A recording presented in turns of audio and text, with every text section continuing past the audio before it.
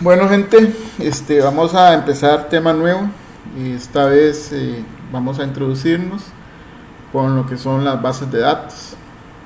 Este capitulito es tomado de uno de los libros de conceptos de base de datos de Cord y Ian Sudders. Esta gente pues fueron los primeros de laboratorios Bell que trabajaron en lo que era la teoría de bases de datos, que se sustenta en lo que es el álgebra relacional de tablas o tuplas, pero realmente pues nosotros vamos a tomarlo desde un punto de vista un poquito más instrumental, ¿no? Entonces vamos a estar hablando de cuáles son las aplicaciones de las bases de datos, cómo se deben ver los datos, la visión, el modelo de datos como tal, los lenguajes, tanto el de manipulación de datos como el de definición de datos, un poco la gestión de transacciones, de almacenamiento. Vamos a hablar un poco del administrador de base de datos, que no es un software, sino una persona especialista en ello. También vamos a hablar de los usuarios de base de datos, los tipos de usuarios, y la estructura general que tiene un sistema gestor de base de datos. Pues se habla de un DBMS o Database Management System o sistema gestor de base de datos para nuestro lenguaje, ¿no? Y podemos quizás definirlo como una colección de datos que tienen relación entre ellos, además un conjunto de programas que nos permiten acceder a los datos. Cuando hablamos de acceder es poderlos almacenar, recuperar en el momento que lo necesitemos, ¿no?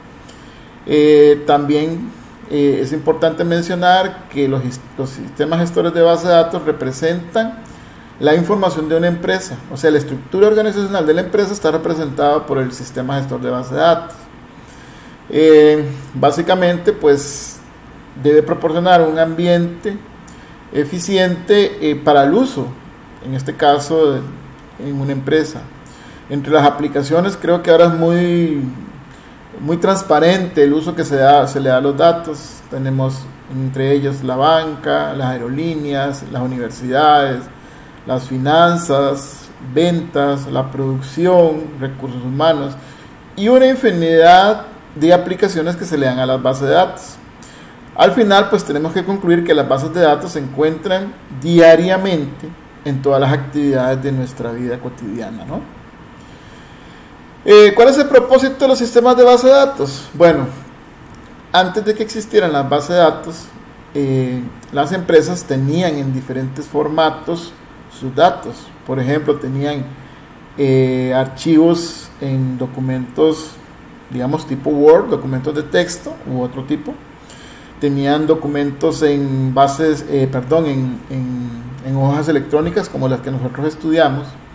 Y eso pues tenía sus inconvenientes porque había múltiples formatos, ¿okay? Entonces yo sí tenía mis datos, pero estaban en diferentes formatos y pues había una gran dificultad a la hora de buscar esos datos, de accesarlos. Entonces cada vez que la empresa requería algo nuevo, entonces tenía que generar sus propios programas para no solamente recuperar los datos, sino también para muy probablemente procesarlos o guardarlos, ¿no? Esto producía que al haber varios formatos esa información estuviera aislada, era muy difícil mezclarla, y además habían problemas de lo que se denomina integridad de los datos. Por ejemplo, que en un documento una cuenta tuviera un saldo y en otro documento otro, o en otro formato esa cuenta tuviera un saldo diferente, y eso es gravísimo a la hora de manejar dinero, por decirlo algo. O por ejemplo con datos de personas, ¿no? Que por ejemplo mis datos personales empiezan con primer apellido y en otro documento tenía mis datos personales empezando por mi nombre, ¿verdad? O por ejemplo la cédula en un documento tenía un formato y en otro documento tenía otro, ¿verdad? Entonces eso pues era un inconveniente. Y cada vez que se necesitaba hacer modificaciones, entonces existían un montón de limitantes para poder modificar, digamos, los diferentes documentos donde estaba esa información almacenada. También habían problemas de atomicidad. Los problemas de atomicidad pues tienen que ver con el estado o inconsistencia de las actualizaciones.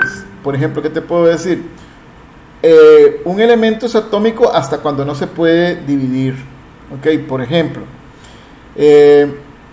yo vendo zapatos. Ok, y entonces tengo zapatos talla 36, okay, todos metidos como con un solo código. Pero resulta que esos zapatos talla 36 vienen en diferentes estilos o colores. Entonces estoy en la obligación de atomizar esos datos. O sea, tengo que normalizarlos. Entonces tendría que hacer este código para los zapatos 36 de color verde, este otro código para los zapatos talla 36 de color azul, etcétera, ¿no? Entonces, básicamente, pues habían grandes problemas con esto, con la atomicidad. También habían anomalías en cuanto al acceso concurrente. ¿Qué quiere decir eso? Que dos usuarios accesaban de forma simultánea concurrente, ¿verdad? Y esto podría traer inconsistencias, porque podrían alterar, digamos, los datos de manera inconsistente. Por ejemplo, en un banco, ¿verdad? Donde el cajero y el que se encarga de chequear las cuentas estén accesando a la misma cuenta, y al momento del cajero yo pueda estar viendo un dato particular, una fotografía del dato particular, y me dé un monto, y el encargado de las cuentas dentro vea otro monto. Entonces eso traía problemas, y sobre todo los problemas de seguridad, ¿verdad? Entonces, pues, de tener ese montón de datos en una empresa en diferentes formatos, ubicados en formas diferentes, con estados diferentes, pues traía problemas. Resulta entonces que los sistemas gestores de base de datos nos ayudan con esto, ¿no? Para poder entender esto hay que ser un poquito, digamos, salirnos de lo que es físico, ¿no? Cuando uno habla de software o de elementos de tecnología de información, tiene que pasar por un proceso de abstracción de esos datos como tales. O sea, yo me puedo imaginar a un estudiante, me lo puedo imaginar y lo puedo relacionar inmediatamente con su nombre y apellidos y su carnet. Pero hay una cuestión física ahí, porque yo lo veo o la veo ahí. Sin embargo, con los datos ocurre que existen datos que pueden ser abstractos. Por ejemplo, una cuenta. Aunque esa cuenta represente a un cliente que es físico, la cuenta como tal tiene un nivel de abstracción muy alto.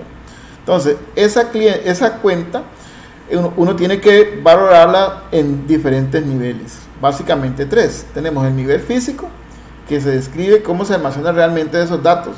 Ese dato físico, cómo se va a guardar. El nivel lógico describe qué datos se almacenan en la base de datos, cuáles. Eso ya tiene que ver con la lógica empresarial y cómo se relacionan entre ellos. Por ejemplo, ahí vemos un registro que se llama clientes. ¿Ok?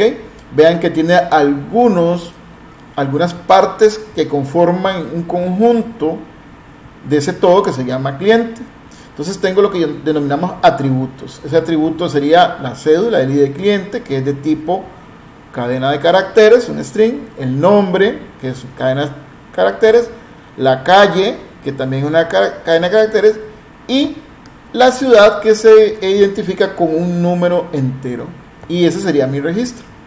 Y luego tengo un tercer nivel de abstracción, que es el nivel de vistas, donde se definen las vistas y los datos a los cuales tienen acceso los usuarios, porque no todos los usuarios tienen acceso a los mismos datos, ¿de acuerdo?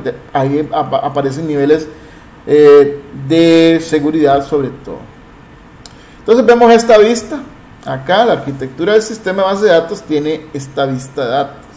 Entonces, arriba tenemos niveles de visión de los datos. Por ejemplo, alguien como gerente tiene acceso a una visión más global de los datos. Podría ser un gerente bancario. Un cajero tiene una visión más pequeña de los datos.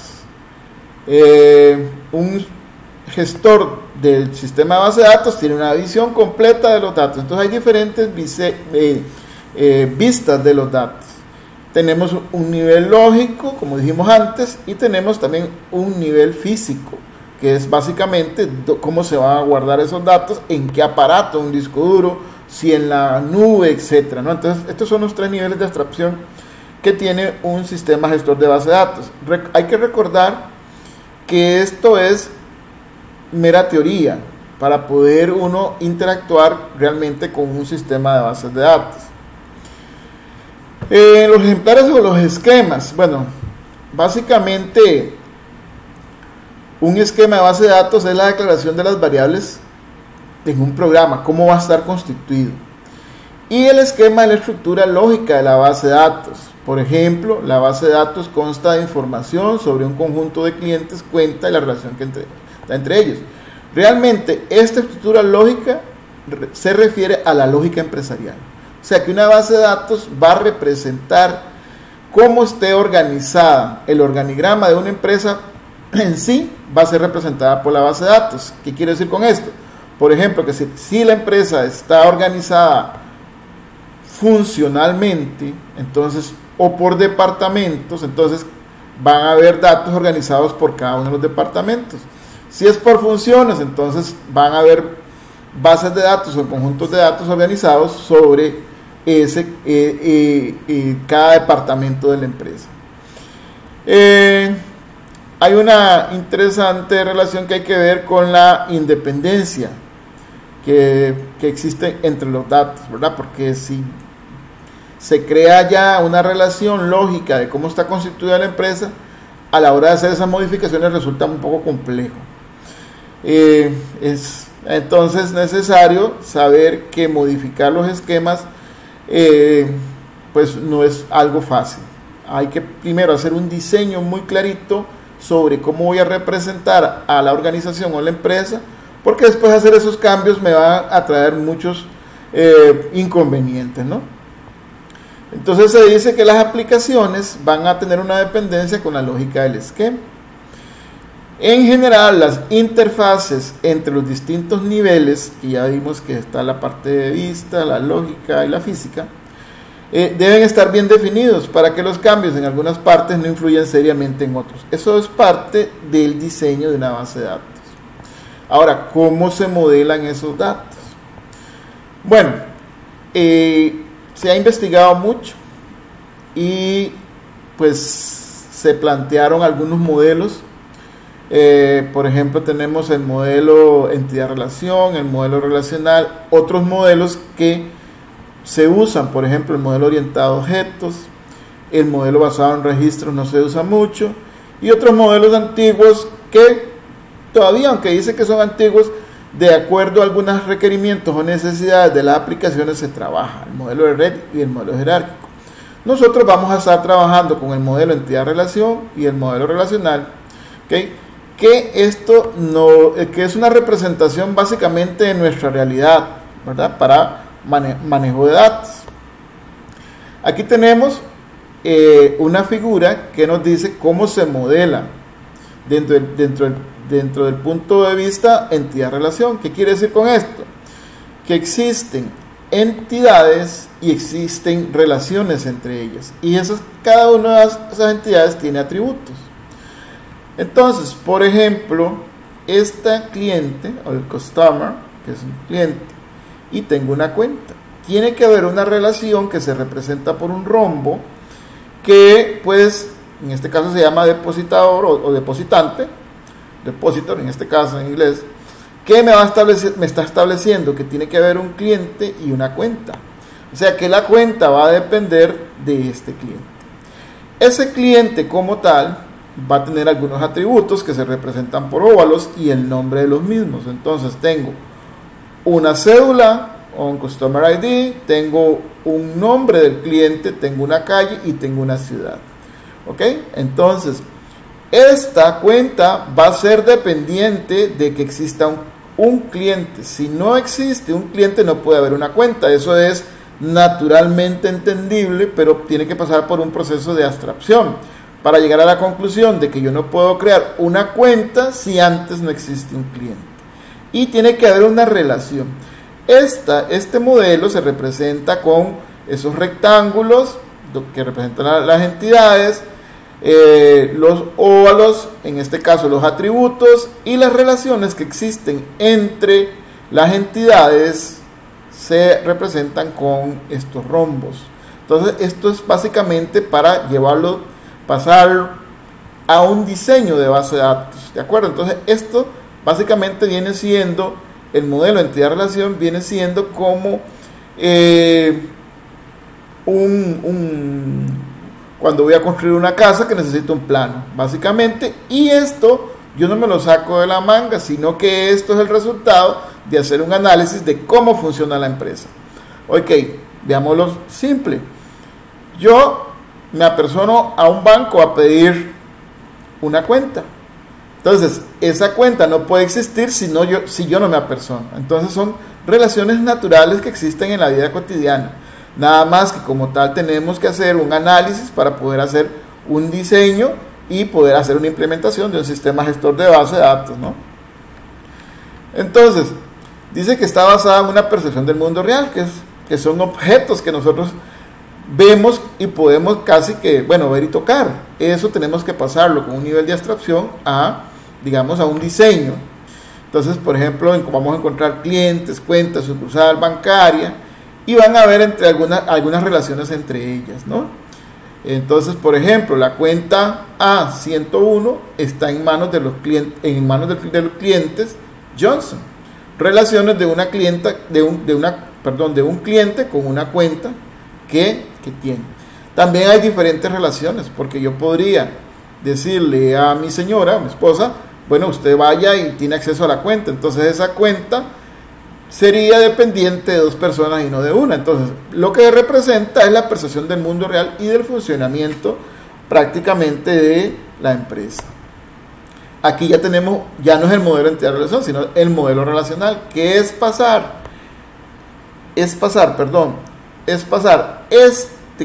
este diseño, ¿verdad? Con cuadros y óvalos y rayas o flechas, ¿verdad? Prácticamente a lo que nosotros nos resulta más simple, que es básicamente una tabulación de los datos, y eso es lo que llamamos el modelo relacional.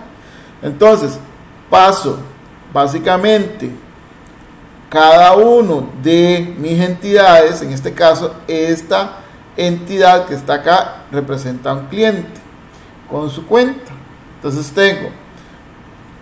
tengo el ID de cliente, o sea la cédula, el nombre, la calle donde vive.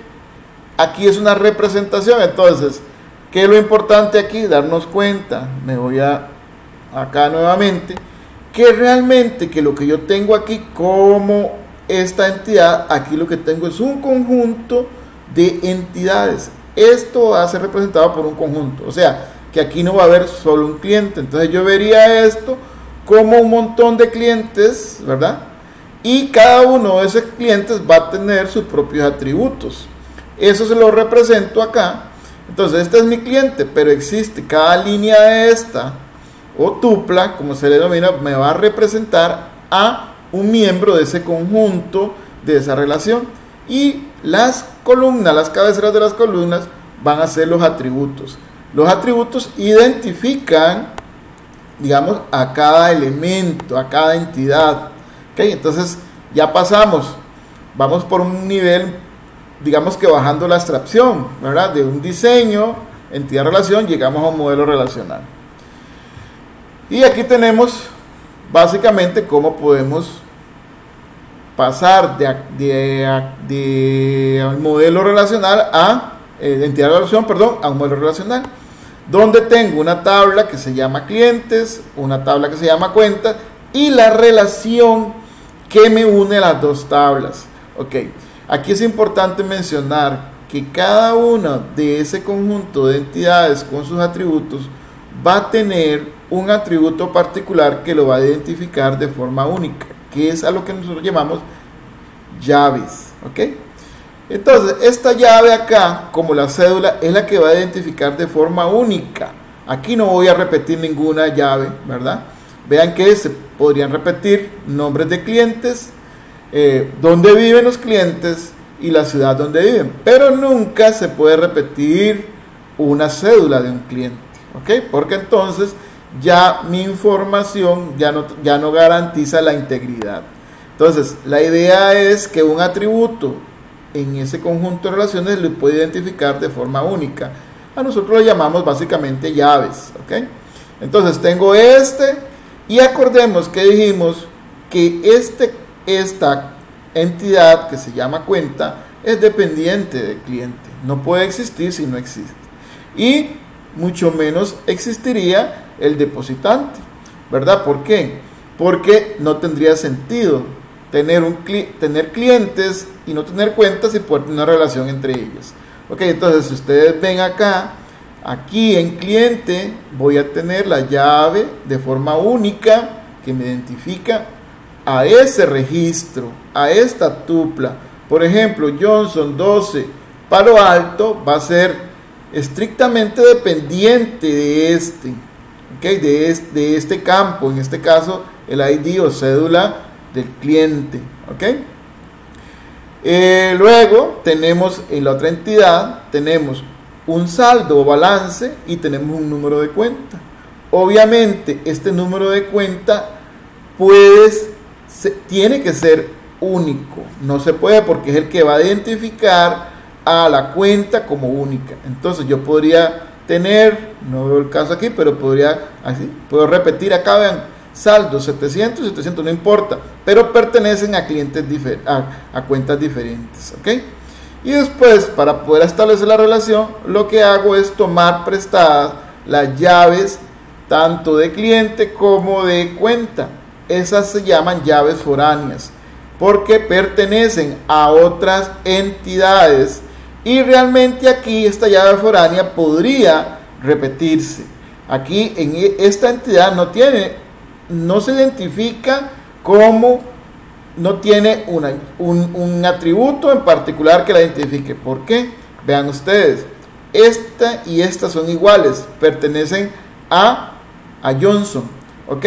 Y vea que Johnson tiene la particularidad que tiene dos cuentas, tiene la 101 y tiene la 102, que es muy básico. Usted puede llegar a un banco y decir, bueno, deme una cuenta en dólares, y le dan una cuenta en dólares, una cuenta de ahorros, o pedir cualquier cantidad de cuentas, y usted las puede tener siempre a su nombre, pero identificado con una cédula, ¿de acuerdo? Entonces, esto me va a hacer por decirlo de alguna manera, una liga entre la entidad cliente y la entidad cuenta.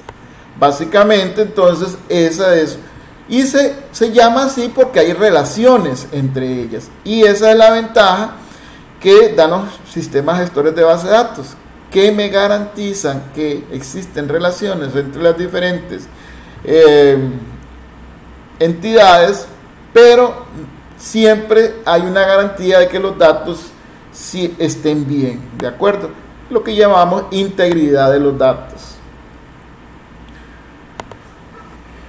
Vamos a hablar entonces de los lenguajes de definición de datos o DDLs.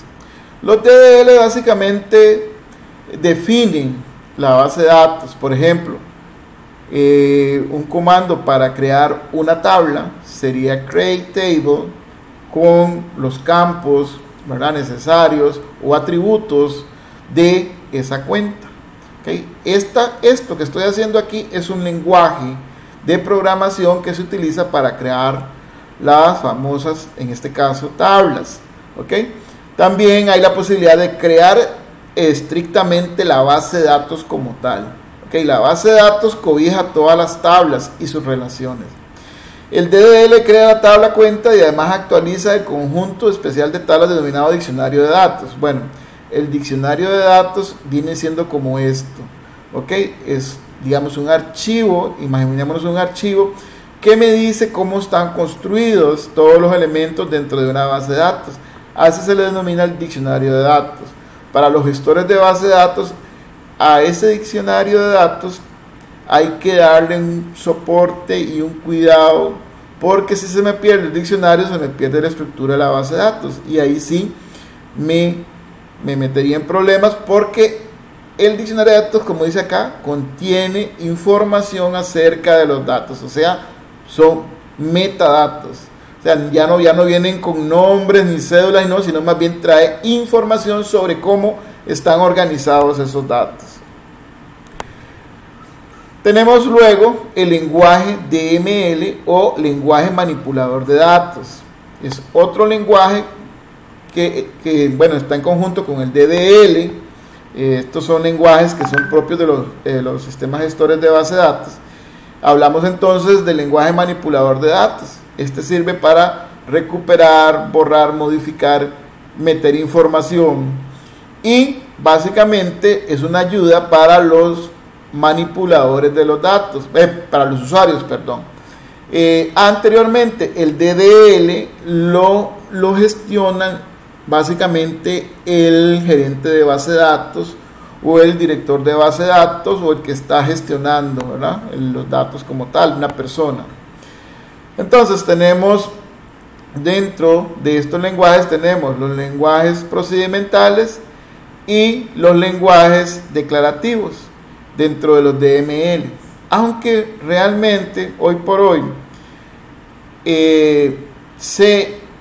existe un estándar que es el SQL o SQL, que es un lenguaje que me va a permitir realizar todo tipo de cosas, tanto acciones del DDL como el DML.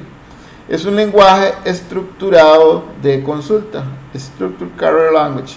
O sea, me va a permitir, y ya hay un estándar que año a año se revisa, no sé cuál es el que está vigente, me va a permitir a mí hacer las consultas, crear las tablas, buscar información, etcétera, ¿no? Y se considera un lenguaje de manipulador de datos, pero dentro del estándar también hay algunas instrucciones que se pueden denominar dentro o se pueden categorizar dentro de los lenguajes definidores de datos o DDLs. ¿Qué es? Bueno, para ir un poquito más a fondo, vemos el SQL, ¿ok? No es procedimental porque yo nada más le digo que necesito y estas son las cláusulas base. Por ejemplo, vea, esta consulta en el lenguaje SQL encuentra el nombre del cliente cuyo identificador es. Entonces ando buscando. ¿Qué es lo que ando buscando? El nombre del cliente. No ando buscando el identificador porque el identificador ya lo tengo. Entonces le digo seleccione de la tabla cliente el atributo nombre cliente. Vean que tiene un punto ahí. Esta sería la tabla, punto, atributo nombre cliente. ¿De dónde? De la tabla cliente, where, o sea, donde el ID de cliente, ¿verdad?, de la tabla cliente, sea igual a esta cédula. Y entonces, ¿qué es lo que me va a devolver esta instrucción SQL? Pues básicamente me va a devolver el nombre del cliente únicamente. No me va a dar información sobre básicamente la cédula. O veamos este otro. Encuentre el saldo de todas las cuentas pertenecientes al cliente cuyo identificador sea. Ok, recordemos que en un banco yo puedo tener varias cuentas. Entonces, ando buscando el saldo en cuentas, en la tabla cuentas. Relación de cuál tabla, de la tabla impositor y además de la tabla cuenta. Aquí estoy poniendo las dos tablas que habíamos visto antes, la impositor y la cuenta, donde impositor ID va a ser igual a esto y aquí agrego un AND lógico y un AND impositor número de cuenta sea igual a la cuenta número cuenta. Con eso entonces voy a encontrar todos los saldos donde este señor tenga ese número de cédula. ¿Ok? Y pues, ¿cómo se accede a las bases de datos? Bueno, los gestores de base de datos tienen diferentes formas de acceder a la base de datos. Ellos mismos a veces traen sus propios lenguajes de acceso. Oracle trae un PL, SQL, y además puedo desde otros lenguajes de programación, como por ejemplo el COBOL, que ya casi no se utiliza, pero funciona todavía, el C, C++, Java o cualquier plataforma .NET de Microsoft me va a permitir accesar a esos datos. ¿Quiénes son los usuarios de base de datos? Bueno, hay una categorización. usuarios normales interactúan con el sistema por medio de los programas de aplicación permanentes. Entonces nosotros somos usuarios normales de base de datos porque diariamente estamos buscando información. Imagínense ustedes buscando algo en Google. Google es la base de datos ahorita que se considera más grande del mundo. Y entonces pues yo soy un usuario de base de datos. Los programadores de aplicaciones, que son profesionales en informática, que escriben los programas de aplicación, pueden usar lenguajes de programación o herramientas de desarrollo rápido de aplicaciones. Hay algunas herramientas que nada más es de cortar y pegar, de arrastrar, y me genera ya la información que ando buscando. Los usuarios sofisticados interactúan sin programas escritos, formulan consultas en lenguaje de consultas. Y básicamente, si yo ocupo un dato particular, entonces creo la instrucción SQL y me da la solución o la consulta que ando buscando. Y los usuarios especializados son usuarios sofisticados que escriben aplicaciones de base de datos especializados que no son adecuados en el marco de procesamiento de datos tradicional.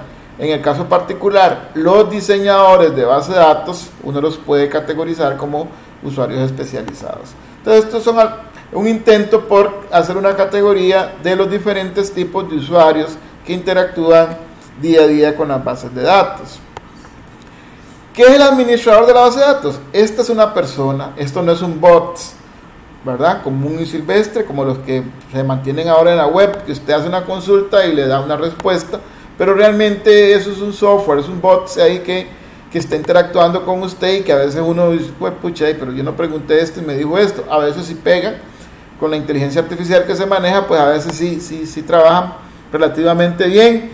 O como cuando usted llama a una central telefónica y le contesta una voz ahí, lo va guiando, etcétera. Pues básicamente eso no funciona aquí. Aquí es una persona, un profesional, experto en bases de datos. De hecho es un informático con una especialidad en bases de datos, que es un campo especial de la informática y la computación. Y entonces, ¿qué le toca hacer a este señor o a esta señora? Bueno, definir el esquema de la base de datos, es decir, cuáles van a ser las entidades y cuáles van a ser los atributos. También tiene que definir la estructura y el método de acceso a esos datos, la modificación del esquema y la organización física. La concesión de autorización de acceso a los datos, esto es muy importante. Les decía antes, un gerente puede tener un control completo de toda la organización, pero un usuario como un cajero nada más va a tener una visión, no va a tener un control sobre eso. Entonces, la concesión de autorización es muy importante con respecto a el asunto de la seguridad, ¿no? Y también tiene que darle mantenimiento. Este señor, el administrador, o esta señora, la administradora, tiene que hacer copias de seguridad, mantenimiento del espacio, supervisión de los trabajos que se ejecutan. Aquí es interesantísimo porque estas copias de seguridad, aunque ahora la gran mayoría de esto se maneja en la nube y se hace casi de forma automática, tiene que haber una persona que sea el encargado que firme, ya sea digital o no, los backups o copias, ¿no? Y el mantenimiento del espacio es muy importante.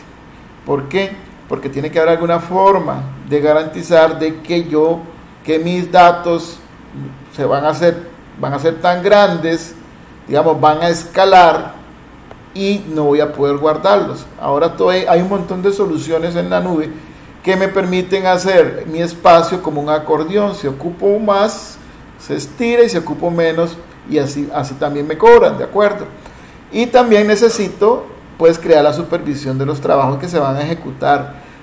Bueno, contratar a otros servidores, que es lo que se acostumbra ahora, estar haciendo contrataciones a especialistas, ¿verdad? Outsourcing, que se denominan.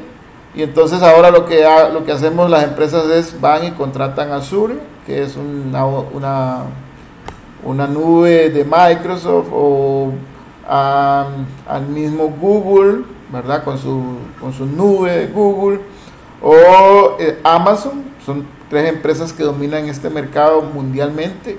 Hay otras paralelas, pero por ahí andan, esas tres son las que están dominando el mercado. Y luego tenemos la estructura de un gestor de base de datos. Ok, tenemos el gestor de almacenamiento, que tiene que ver con la autorización e integridad, el gestor de transacciones, que por ejemplo si yo estoy utilizando una cuenta y otra persona quiere accesarla, me tiene que decir: un momento, esa cuenta puede verla pero no puede modificarla porque alguien la está modificando. Eso se llama una transacción y la maneja el sistema gestor de base de datos. Hay un manejo o un gestor de manejo de transacciones. Tengo el gestor de archivos, ¿verdad?, donde se va a guardar, eso interactúa con la plataforma operativa. El gestor de memoria intermedia, que también es, digamos, una parte que tiene que interactuar muy bien con la plataforma operativa, digamos Windows o Ubuntu, cualquiera de los sistemas que esté trabajando, las plataformas. Y luego tengo un procesador de consultas para el intérprete de lenguaje definidor de datos y el compilador del lenguaje manipulador de datos. Además tengo un motor de evaluación de consultas. Esto básicamente es una estadística que se lleva para hacer las consultas más eficientes, pero eso yo no tengo que saberlo, el mismo gestor de base de datos lo trae implementado. Y ya para finalizar tenemos la estructura general vista desde arriba de lo que es un sistema de gestor de base de datos, ¿ok? Entonces, este sistema de base de datos va a tener acá diferentes usuarios. Vean acá, tenemos usuarios, como dijimos, que pueden ser agentes, usuarios de web. Estos son los usuarios convencionales y utilizan aplicaciones, en este caso las web. Tenemos los programas de aplicación, básicamente escriben programas de aplicación los usuarios, y tenemos los usuarios que hacen análisis, hacen consultas con SQL, y tenemos un administrador, ¿ok? Este sí, pues él se encarga inclusive de dar los permisos necesarios o accesos para que los demás usuarios puedan hacer o interactuar con la base de datos. Luego tenemos aquí un procesador de consultas o query processor, que básicamente pues lo que me va a trabajar es consultas del lenguaje definidor de datos y un intérprete del lenguaje definidor de datos. Eso se compila, se linkea, que eso ya son aspectos propiamente del sistema operativo y el sistema gestor de base de datos. Y luego tengo a un nivel, digamos, de almacenamiento, donde interactúan el manejo de archivos, cómo se guardan en un buffer, un espacio, una gestión de ese almacenamiento, el administrador de la integridad y la autorización a los accesos, y un gestionador o administrador de transacciones. Y por último, abajo tenemos el disco, ¿verdad?, que contiene el diccionario de datos, tiene estadísticas de esos datos. Obviamente esto es para mejorar, y tengo los índices, que los índices me van a relacionar a esos datos para poderlos ordenar dentro de ese disco y los datos propiamente. Aquí es importante que esto es completamente abstracto y conceptual, ¿ok? Esto así, este disco puede ser que ese disco sea en la nube, ¿verdad? Aquí no sé dónde estén guardados, si se están guardando en un disco, por ejemplo, de estado sólido o un disco convencional, pero básicamente esto es la estructura de un sistema de base de datos. Con esto revisamos por lo menos el principio de lo que es. Sé que hay muchas cosas que quedan ahí como que no bien entendidas, pero la idea es que esta teoría nos sirva para poder implementarla de manera ya instrumental en un sistema gestor de base de datos que nosotros vamos a estar utilizando en este curso. Bueno, ahí sería esto. Concluimos con la primera parte de introducción a las bases de datos.